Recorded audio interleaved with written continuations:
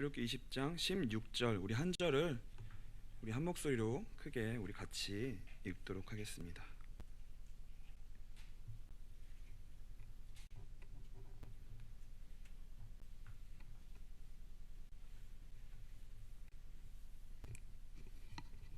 출애굽기 20장 우리 16절 우리 한 절을 우리 같이 같이 읽도록 하겠습니다. 시작. 내 이웃에 대하여 거짓 증거하지 말라. 아멘.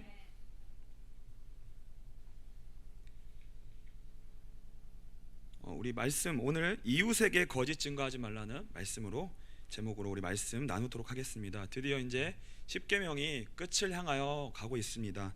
제9계명이고요. 이제 다음 주 마지막 10계명을 10번째 계명을 남겨두고 있습니다. 그래서 오늘 지금까지의 10계명을 통하여서 여러분들이 또 저와 여러분들이 이 10계명을 통하여서 하나님의 주시는 어떤 은혜들을 우리가 확인해 왔었는지 마지막으로 정리할 수 있는 귀한 시간들이 됐으면 좋겠습니다. 우리 시작하기 전에 우리 마태복음 23장 우리 25절부터 28절을 우리 한번 같이 읽겠습니다. 마태복음 23장 25절부터 28절입니다. 우리 한 목소리로 같이 읽겠습니다. 시작. 화 있을진저 외식하는 서기관들아 바리새인들이여, 잔과 대접의 겉은 깨끗이 하되 그 안에는 탐욕과 방탕으로 가득하게 하는도다. 눈먼 바리새인이여, 너는 먼저 안을 깨끗이 하라. 그리하면 겉도 깨끗하리라. 화 있을진저 외식하는 서기관들과 바리새인들이여, 회칠한 무덤 같으니 겉으로는 아름답게 보이나 그 안에는 죽은 사람의 뼈와 모든 더러운 것이 가득하도다. 이와 같이 너희도 겉으로는 사람에게 옳게 보이되 안으로는 외식과 불법이 가득하도다. 예수님께서 화 있을진저 서기관들과 바리새인들아 라고 시작하시면서 강력한 경고의 말씀을 해주십니다.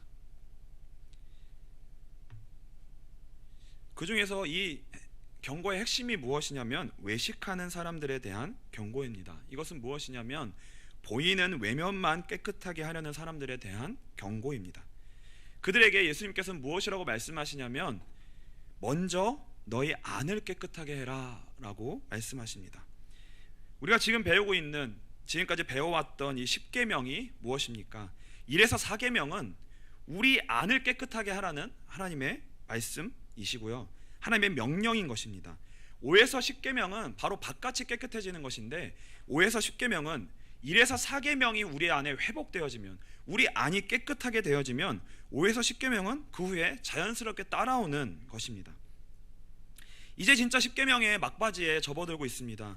그동안 우리 성도님들께서 이 10계명을 배우시면서 하나님이 진짜 여러분들에게, 진짜 우리에게 말씀하시고자 하시는 그 말씀이 무엇인지, 그 하나님의 음성을 들으셨는지 그것이 궁금합니다.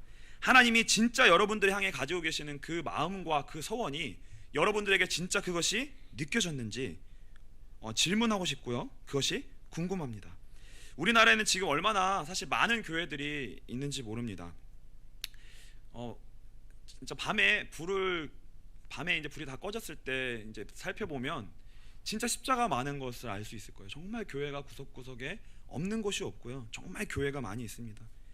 그리고 우리나라는 이 기독교가 너무나 많기 때문에 그 기독교 문화가 믿지 않는 자들에게도 익숙할 정도예요. 그래서 한 번 정도는 다 교회에 가봤을 정도로 믿지 않는 사람들도 교회가 주변에 있는 것이 너무나 익숙한 그런 문화가 되었습니다. 그리고요, 지금은 마음만 먹으면 목사님의 종교가 어떻든지 기독교 방송을 틀어서 목사님의 설교를 들을 수 있는 기회들이 너무나 많고요, 진짜 수많은 설교가 지금도 쏟아지고 있습니다.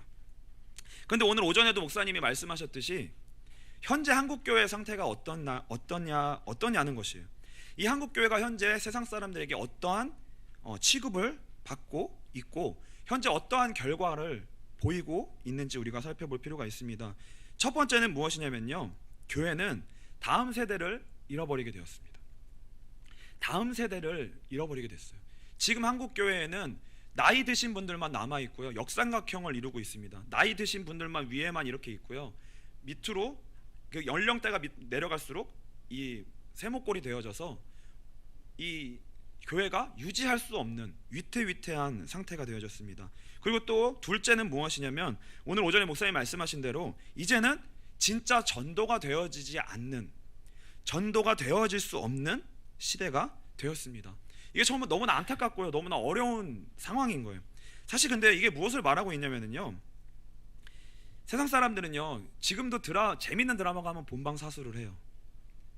본방사수를 합니다. 정말 그 시간이 어떻게든 지켜요. 어떻게든 그걸 지킵니다. 그리고요 아무리 시간이 없어도 유튜브로 자기가 볼 거는 지금 다 보는 시대예요. 아무리 시간이 없다고 하지만, 우리가 또 매일 예배를 드리고 있어서 시간이 없다고 하지만 그 중에서도 유튜브를 봤을 거예요. 우리는 볼 시간이 있어요. 그게 세상 사람들은 그 유튜브 하나 보는 것에 시간 가는 줄 모릅니다. 그리고요 맛있는 음식과 식당에 대한 정보에 대해서는 진짜 빠삭하고요, 모르는 게 없고요, 얼마나 그거에 대해서는 눈이 반짝이는지 몰라요. 그게 이 세상 사람들이 이 지금 흐르고 있는 마음속에 있는 흐름이거든요. 그러니까 이런 상황 속에 교회가 진짜 잃어버린 게 뭐겠느냐는 거예요. 교회가 진짜 잃어버린 게 뭐겠느냐, 이 세상 사람들의 마음을 완전히 사로잡고 있는 육신의 정욕, 이생의 자랑, 안목의 정욕, 이것들을 뚫고 들어가서 그들 안에 실제로 말라 비틀어져 있고 죽어있는 그 영혼들을 만지고, 그들이 숨기고 가리고 포장하고 있지만 그 안에 실제 하고 있는 그 깊은 것, 그 가장 깊은 것을 건드리고 진리가 아닌 거짓으로 바벨탑처럼 견고하게 세워져 놓은 그들의 세계관을 진짜 송두리째 흔들고 뿌리 뽑을 수 있는, 그걸 흔들 수 있는, 그 안에 깊은 것을 건드릴 수 있는 진짜 하나님의 메시지, 진짜 하나님의 음성, 진짜 그 하나님의 말씀을 교회가 사실은 잃어버린 거예요. 그것을 잃어버렸기 때문에 아무도 교회의 매력을 느끼지 못하고 교회에 와서도 아무런 이 교회가 영향력을 미치지 못하는 거죠. 근데 저는 더 신기한 게 뭐냐면요, 세상 사람들이 교회 안 오는 거는 저는 그렇다고 생각해요. 근데 저는 진짜 더 신기하고도 이상하게 생각하는 게 뭐냐면, 이미 교회 안에 오래 다녔던 사람들이에요. 교회를 오래 다녔던 사람들입니다. 저는 이게요 너무나 신기하고 이상하게 생각되는 게 뭐냐면, 교회를 그렇게 오래 다녔음에도 불구하고, 지금까지 수많은 말씀을 들었음에도 불구하고 교회를 오래 다닌 성도들이 무엇을 모르냐면 이상할 정도로 복음이 무엇인지를 모릅니다. 이상하게도 복음이 무엇인지를 몰라요. 이상하고도 신기한 일입니다. 그러면서도 내가 진짜 지금 뭔가를 놓치고 있구나, 내가 교회를 다니고 신앙생활 하지만 내가 지금 뭔가를 놓치고 있구나, 내가 뭔가를 모르고 있구나, 내가 하나님과 뭔가 맞지 않고 있구나 라고 하는 갈등조차 없는 거예요. 고민도 없는 거예요. 그러니까 그들 안에 뭐가 없냐면 구하고 찾고 두드리는 심령조차 없는 거예요. 구하고 찾고 두드리고 가난하고 애통하고 의에 줄이고 의에 목마른 이 심령이 없는 것들을 볼 때 저는 너무나 신기하고 너무나 이상한 거예요. 그래서 이분들이 근데 교회 오래 다닌 신자들이 어느 수준에 머물러 있냐면, 이상하게도 10계명에서 5에서 10계명, 바깥을 깨끗하게 하는 수준에, 겉을 깨끗하게 하는 수준에 오랜 시간 붙잡혀 있는 거예요. 그러니까 이게 뭐예요? 율법주의예요. 율법주의입니다. 근데 이렇게 율법주의 가운데 오랜 신앙생활을 하잖아요. 결과는 하나밖에 없어요. 결과는 하나밖에 없는데 그게 뭐냐면 교회 안에서 계속 싸우는 거예요. 교회 안에서 계속 싸워요. 교회 안에서 계속 싸울 수밖에 없어요. 이게 사실은 지금까지 교회에 있었던 이 고질적인 문제예요. 근데 사실 율법주의 수준으로 신앙생활 하는 것도 양호한 거예요. 되게 그냥 그 안에서 갈등하고 막 이렇게 뭐 그 싸울 수 있죠. 사람이 다 싸울 수 있어요. 그 정도만 하는 것도 사실은 양호한 거예요. 한국교회 사실은. 근데요 뭔가 신비한 체험을 한번 해버리잖아요. 여기다가 그럼 진짜 완전 맛이 가버려요. 신비한 체험을 한번 해버리면 맛이 가버립니다. 어떻게 되냐면요 누구 말도 안 들어요. 자기가 하나님을 자기만 딱 체험했다고 생각하면은 누구 말도 안 들어요. 근데 사실은 원래 기독교 신앙은 원래 신비해요. 하나님이 안 보이시기 때문에 원래 신비에 속한 영역입니다. 하나님 존재 자체가 신비해요. 근데요 중요한 게 뭐냐면 기독교 신앙은 비과학이 아니라는 거예요. 비과학이 아니라 초과학이에요. 초과학. 비과학이 아니라 그 과학의 영역을 넘어서는 초과학인 거예요. 그러니까 과학으로 설명이 안 되는 거를 말하는 것이기 때문에 비과학이 아니라 초과학인 거예요. 초과학. 그리고요, 비이성이 아니라 초이성입니다. 초이성. 비이성이 아니라. 근데요, 신비주의, 은사주의, 기복주의로 흘러가는 거예요. 한번 잘못된 거를 막 경험하기 시작하면. 그럼 어떻게 돼요? 비과학, 비이성이 돼버려요. 비상식이 돼버려요. 그러니까 아니 그냥 율법주의만 가지고 그냥 싸우고 있으면 그냥 그 정도로 끝나는데, 이상하게 우리나라의 한국교회 역사를 보면 여기에다가 더 수많은 혼란들이 있는 거예요. 신비주의, 은사주의, 기복주의. 이게 뭐냐면요, 하나님을 자꾸 육신적으로 치우쳐서 체험하려고 하게 되는 거예요. 자꾸만 내가 먼저 느끼려고 하고 내 손에 만지려고 하고, 이게요, 뭔가를 보려고만 하고 드리려고만 하고. 그래서 성령 충만이 진짜 뭐냐면요, 여러분들이 살아계신 하나님이 믿어지는 거예요. 진짜 믿어지는 게 성령 충만의 결과예요. 막 몸이 떨리고 막 떨릴 수 있고 진동 올 수 있는데, 그게 왔는데 결과적으로 나에게 믿음이 안 생긴다. 그럼 그거 잘못된 거죠. 그러니까 그걸 다 체험했는데 내가 근데 믿음이 없어요. 끝에 그게 잘못된 거예요. 저는 하나님을 경험하고 기독교 신앙의 넓이와 깊이와 이 기독교 신앙의 그 신비를 부정적으로 여기려는 것이 아닙니다. 이 우리가 지금까지 체험하고 경험하고 한국교회에 주신 모든 은혜들은 하나님이 우리에게 다 부어주신 은혜예요. 얼마나 많은 은혜들을 하나님이 우리에게 주셨는지 모릅니다.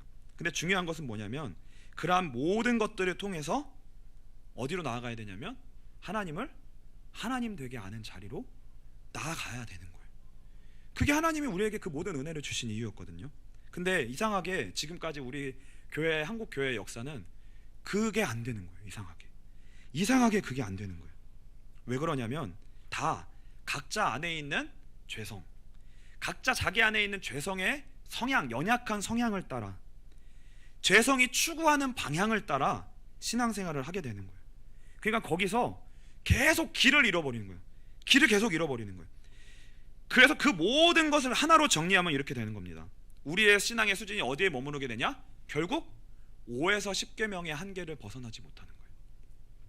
5에서 10계명, 겉을 깨끗하게 하는 수준에 멈추는 신앙생활을 하게 된다는 거예요. 어디에 이르지 못하는 거예요? 1에서 4계명, 진짜 우리의 속을 깨끗하게 하는 그 자리로 들어가지 못한다는 거예요. 한마디로 말하면 이것입니다. 이상하게 복음만 못 깨달아요. 고린도후서 4장 3절입니다.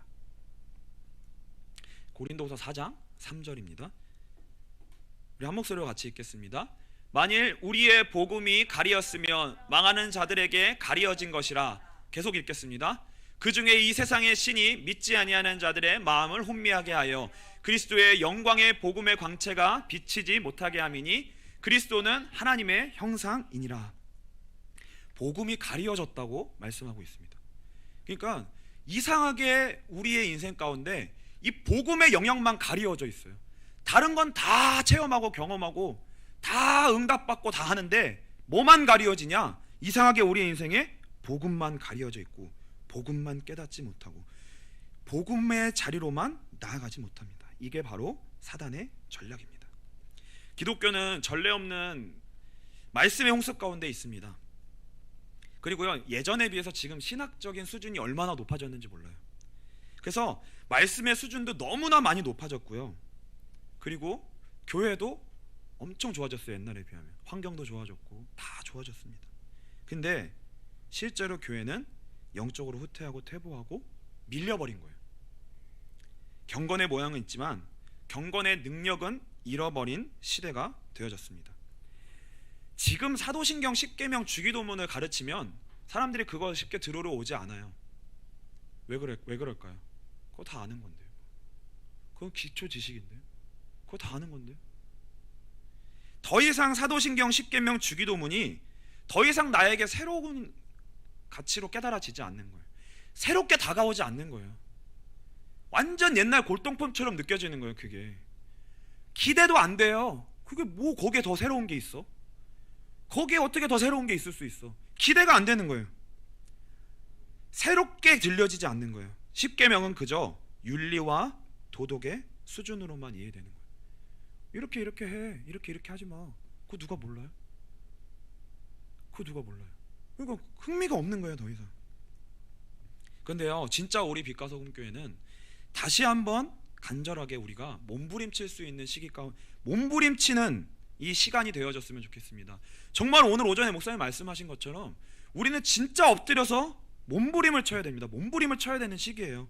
울부짖고 메어 달려야 되는 시기입니다. 우리가 어떤 신앙을 가져서 어떤 하나님을 붙들어서 하나님으로부터 무언가를 얻어내고자 하는 그것이 아니라 하나님 자체를, 그 하나님 한 분 자체를 우리가 간절히 찾아야 돼요. 진짜 하나님 자신을 찾아야 됩니다. 진짜 예수 그리스도의 십자가를 다시 한번 제대로 붙들어야 됩니다. 다시 한번 제대로 붙들어야 돼요. 나에게, 우리에게 와 있는 그 문제 때문이 아니라, 내가 지금 원하고 갖고 싶고 이루고 싶은 소원 때문이 아니라, 내 영혼이 지금 하나님 앞에 죽어 있구나, 나에게 복음이 가리워져 있구나, 진짜 그것 때문에 애통하고 진짜 예수 안에 있는 영원한 생명을 얻기 위하여서 그것 때문에 애통하고 몸부림치는 자리로 우리는 나아가야 됩니다. 우리 아모스 8장 11절을 읽겠습니다. 아모스 8장 11절입니다. 네, 같이 읽겠습니다. 주 여호와의 말씀이니라. 보라, 날이 이를지라. 내가 기근을 땅에 보내리니 양식이 없어 주림이 아니며 물이 없어 가람이 아니요 여호와의 말씀을 듣지 못할 기갈이라. 계속 읽겠습니다. 사람이 이 바다에서 저 바다까지, 북쪽에서 동쪽까지 비틀거리며 여호와의 말씀을 구하려고 돌아다녀도 얻지 못하리니 그날에 아름다운 처녀와 젊은 남자가 다 갈아여 쓰러지리라. 14절까지 읽겠습니다. 사마리아의 죄된 우상을 두고 맹세하여 이르기를 다나 내 신들이 살아있음을 두고 맹세하노라 하거나 브엘세바가 위하는 것이 살아있음을 두고 맹세하노라 하는 사람은 엎드러지고 다시 일어나지 못하리라. 북이스라엘에게 하나님이 지금 아모스 선지자를 통하여 주신 말씀인데, 사실 이 배경을 통해서 이 주신 말씀의 진짜 의미, 본문의 의미는 뭐냐면, 이제 북이스라엘에 하나님이 더 이상 선지자를 보내시지 않겠다는 거예요. 더 이상 하나님의 말씀이 북이스라엘에게 하나님이 말씀하시지 않을 거라는 마지막 메시지입니다. 아모스를 끝으로 더 이상 북이스라엘 선지자가 보내지지 않습니다. 세례 요한이 오기 전까지 완전 암흑기가 돼요. 그래서 말씀의 기갈이 온다는 거죠. 근데 그것처럼 사실은 우리도 지금 수많은 말씀의 기갈이 있지만, 지금도 우리는 말씀을 듣고 있지만, 그것으로 인해서 우리가 지금 말씀을 듣고 있네? 우리는 진짜 바른 말씀을 듣고 있네? 어떻게 보면 지금 우리 빛과 소금 교회는 그 하나님의 바른 말씀을 선포하고 이것이 이 강단 가운데서 전해지기를 몸부림치고 있거든요. 그런데 그 바른 말씀이 전해진다고 해서 그것으로 우리가 안주하고, 우리가 지금 그래도 맞는 말씀이 증거되고 있네, 복음이 증거되고 있네, 그래도 굉장히 예수 중심적인 말씀이 증거되고 있네, 그것으로 끝날 수 있고 우리가 안심할 수 있는 얘기가 아니라는 거예요. 그것으로 우리가 말씀의 기갈이 풀린 게 아니에요. 진짜 복음의 말씀이 선포되고 있는 것이 맞으면 그것으로 인하여서 진짜 하나님 우리 가운데 임재하여 주셔서 하나님이 친히 자신을 나타내 주시고 친히 하나님이 우리의 생명이 되어 주시기를 진짜 부르짖고 간구해야 되는 그 시기가 우리에게 있어야 된다는 거예요. 그거를 우리는 구해야 된다는 거예요. 예레미야 29장 10절부터 14절입니다. 10절부터 14절까지 우리 같이 한 목소리 읽겠습니다. 여호와께서 이와 같이 말씀하시니라. 바벨론에서 70년이 차면 내가 너희를 돌보고 나의 선한 말을 너희에게 성취하여 너희를 이곳으로 돌아오게 하리라. 여호와의 말씀이니라. 너희를 향한 나의 생각을 내가 아나니 평안이요 재앙이 아니니라. 너희에게 미래와 희망을 주는 것이니라. 너희가 내게 부르짖으며 내게 와서 기도하면 내가 너희들의 기도를 들을 것이요 너희가 온 마음으로 나를 구하면 나를 찾을 것이요 나를 만나리라. 이것은 여호와의 말씀이니라. 나는 너희들을 만날 것이며 너희를 포로된 중에서 다시 돌아오게 하되 내가 쫓아보내었던 나라들과 모든 것에서 모아 사로잡혀 떠났던 그곳으로 돌아오게 하리라. 이것은 여호와의 말씀이니라.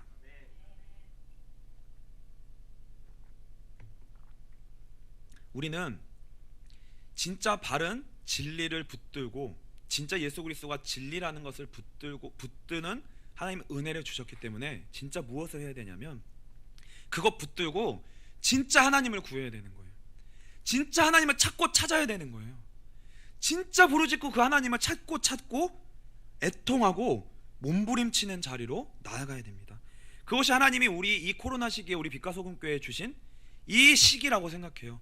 이 어려운 시기에 하나님이 우리에게 소망을 주신 것은 뭐냐면 예수 그리스도라고 하는 이 진리를 우리에게 붙들 수 있는 은혜를 주셨다는 거예요. 그것을 답으로 붙들 수 있는 은혜를 주셨다는 거예요. 그러면 그 답을 알았으면, 답이 선포되고 있으면 그것으로 끝나는 것이 아니라 우리는 다른 데서는 희미한 것처럼 보이는 선명한 복음을 우리 교회가 가지고 있네? 그게 아니라는 거예요. 그건 복음의 지식을 갖고 있는 것이지 진짜 하나님을 갖고 있는 게 아니잖아요. 우리가 진짜 하나님을 소유한 게 아니잖아요. 우리 각각이 나의 하나님을 소유한 게 아니잖아요. 나의 하나님, 그 예수 그리스도를 나의 언약으로 붙들어서 나의 하나님을 만날 수 있도록 우리는 간구해야 되고, 우리 교회의 하나님을 구할 수 있도록 우리는 간구해야 된다는 거죠. 그 하나님을 구하여 우리가 얻지 못하면 우리도 어쩔 수 없다는 거예요. 우리도 이 코로나 시기에 어쩔 수 없다는 거예요. 그런 의미에서 오늘 9계명을 한번 살펴보기를 원합니다. 사실 9계명의 1차적인 의미는요, 이런 의미입니다. 이것은 법정에서 증언할 때 그 증인에게 거짓 증거하지 말라는, 거짓 증언을 하지 말라는 의미예요. 왜냐하면 증인의 한마디로 인하여서 피고가 사형에 처할 수도 있고 벌이 경감될 수도 있어요. 죽고 사는 것이 증인의 한마디, 그 증언에 달려 있습니다.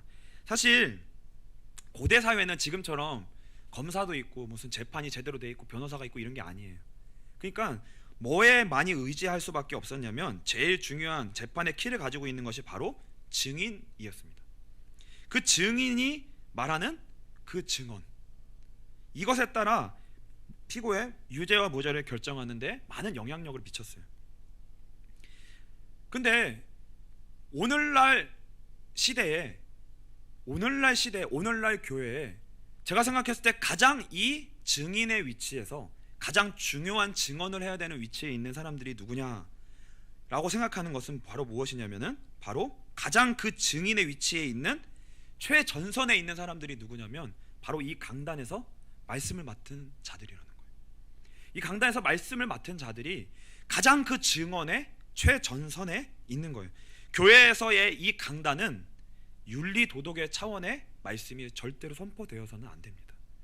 절대로 5계명에서와 10계명의 수준에서의 말씀이 선포돼서는 안 돼요. 이 세상에서 누구나 들을 수 있는 말, 흉내낼 수 있는 말, 비슷하게 따라할 수 있는 말이 이곳에서 선포돼서는 안 되는 거예요. 교회가 아니면, 하나님이 아니면, 성경이 아니면, 다른 곳에서가 아니면 절대로 들을 수 없는 그 말씀이 선명하게 선포되어져야만 하는 곳이 바로 교회의 강단입니다. 다른 말씀이 아니라 진짜 하나님의 말씀이 선포되어져야 돼요.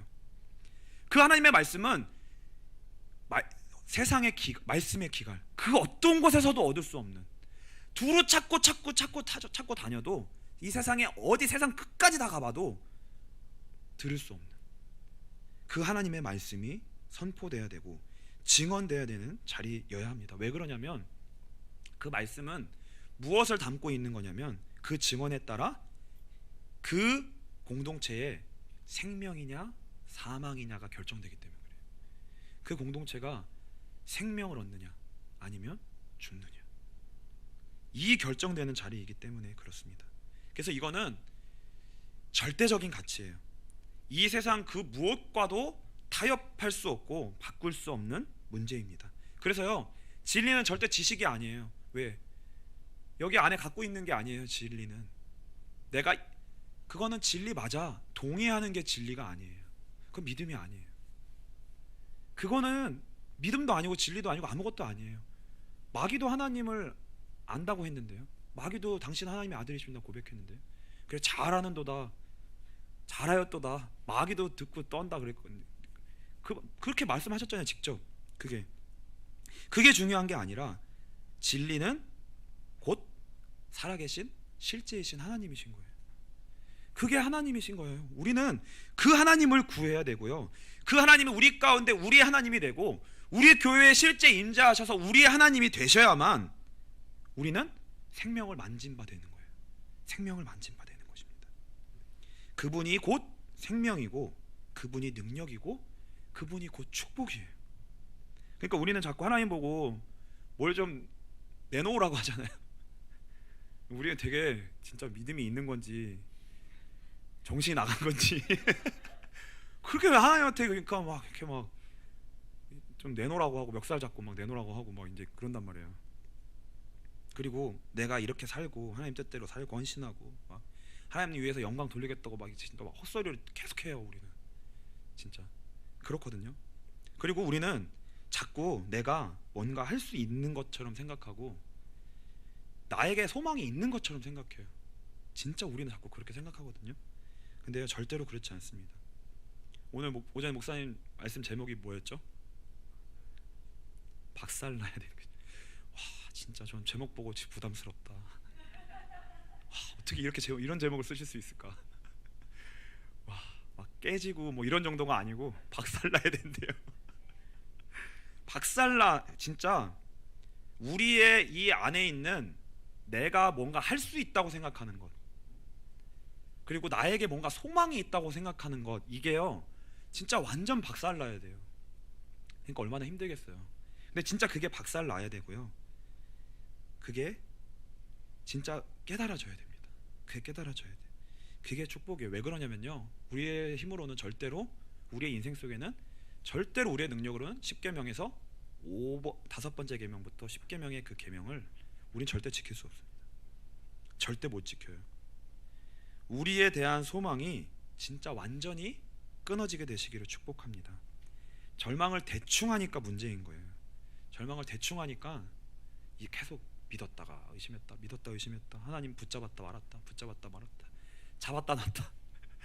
오늘은 조금 힘이 빠지면 하나님 붙들고, 내가 힘이 조금 생기면 하나님 놓고 내 힘 잡고, 이게 답이 없는 거예요. 절망을 대충 하니까. 우리는 우리 자신에 대해서 진짜 완전히 절망해야 됩니다. 그래서 뭔가 우리가 시도하려고 하는 그 노력 자체를 멈출 수 있게 돼야 돼요. 그래야 하나님 한 분만을 절대적으로 간절히 구할 수 있게 됩니다. 그게 예배예요. 그게 예배이고, 그 사람이 진짜 하나님이 찾으시는 예배자예요. 그 완전히 박살난 심령을 가진 자를 하나님이 찾으시는 거예요. 그런 자들에게 성령 하나님께서 알게 해주시는 것이 바로 예수 그리스도의 십자가 복음입니다. 복음의 비밀이에요. 고린도전서 2장 9절을 우리 같이 한번 읽겠습니다. 9절부터 쭉 한번 읽어볼게요. 우리 한번 같이 읽겠습니다. 기록된 바 하나님이 자기를 사랑하는 자들을 위하여 예비하신 모든 것은 눈으로 보지 못하고 귀로 듣지 못하고 사람의 마음으로 생각하지도 못하였다 함과 같으니라. 오직 하나님이 성령으로 이것을 우리에게 보이셨으니 성령은 모든 것 곧 하나님의 깊은 것까지도 통달하시느니라. 사람의 일을 사람의 속에 있는 영 외에 누가 알리요? 이와 같이 하나님의 일도 하나님의 영 외에는 아무도 알지 못하느니라. 우리가 세상의 영을 받지 아니하고 오직 하나님으로부터 온 영을 받았으니 이는 우리로 하여금 하나님께서 우리에게 은혜로 주신 것들을 알게 하려 하심이라. 가리워져 있어요. 이거는 절대 비밀입니다. 육신이 살아있고 자아가 살아있고 자기가 무엇을 할 수 있다고 생각하고 소망이 있고 가지고 자기가 가진 지식으로 그의 길을 가는 자들에게는 절대 하나님이 예비하신 이 십자가의 복음은, 이 십자가의 비밀은, 이 구원의 비밀은 멸망받을 자들에게는 미련하게 보여요. 절대 보아도 볼 수 없고 들어도 깨달을 수 없습니다. 그리고 교회 안에 있다 할지라도 자기 자신에 대해서 완전히 절망하지 못하고 여전히 하나님을 온전히 찾고 구하는 박살난 심령을 가지지 못한 자들에게는 절대 복음은 계속 가리워져 있는 거예요. 그런 교회에게는 복음이 가리워져 있는 거예요. 복음을 안다 할지라도 그것은 지식에 머무를 뿐이지 진짜 그 지식 가지고 하나님을 온전히 구할 수가 없는 거예요. 왜? 박살나지 않았으니까. 박살나지 않았으니까. 하나님이 이 코로나 시기에 우리 빛과 소금 교회에 진짜 원하시는 것이 무엇일까요? 5에서 10계명의 우리 겉을 깨끗하게 하려고 하는, 우리의 인생의 겉의 문제를 해결하려고 하는 일시적인 임시적인 자꾸만 땜질해서 우리의 인생을 바꿔보려고 하는 거기서 손을 떼고 이래서 4계명 하나님 앞에 바로 서서 진짜 예배를 바로 회복하는 것, 진짜 하나님을 찾는 것, 이 예배를 하나님이 원하시고요, 이 예배자를 찾으시는 길을 원하시는 것이 정말 확실합니다. 그래서 진짜 하나님 앞에서 우리의 죄인됨을 진짜 뼈저리게 깨닫게 되시는 은혜가 있게 되시기를 축복합니다. 죄의 본질이 무엇일까요? 간단합니다. 죄의 본질은 내가 하나님 되려고 하는 거예요. 그러니까 내가 자꾸 높아지려고 하는 거예요. 내가 자꾸 높아지려고 하는 겁니다. 내가 하나님이 되려고 자꾸 하는 거예요. 그래서 하나님이 은혜 주시기로 작정된 자가 아니면 예배를 절대 못 드려요. 진짜 우리 찬송 있잖아요. 울어도 안 돼요. 울어도 안 돼요. 울어도 안 되는 게 뭐 변비도 있고 뭐가 뭐 있다던데.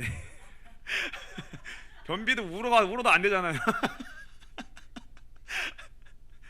진짜 예배는요 울어도 안 돼요. 운다고 해서 예배가 되는 게 아니라니까요.